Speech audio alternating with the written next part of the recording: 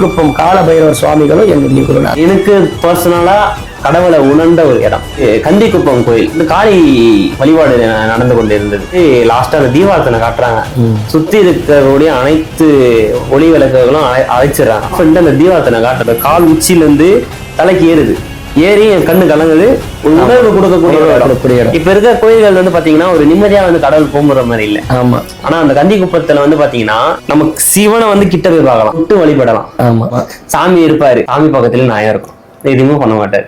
யார் வேணா பக்கத்துல உட்காந்துக்கலாம்.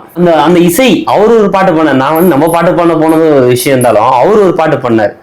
அதுல ஒரு மெய் வந்து அந்த ஒரே ஸ்டுடியோ தான் போறாரு. இப்ப நேத்து கூட ஒரு வீடியோ போட்டிருந்தாரு, நேத்து அதே ஸ்டுடியோ தான் போறாரு. ஆனா அது என்னமோ ஒரு இருப்பு.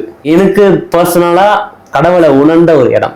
உண்மையாக நான் வந்து இது இன்டர்வியூக்காக சொன்னா, கடவுளை உணர்ந்த இடம். கடவுள் இருக்கா இல்லையான்னு தெரியல, ஆனா எனக்கு உணர்ச்சி பூர்வமா அந்த இடத்துல இருந்த ஒரு ஃபீல்.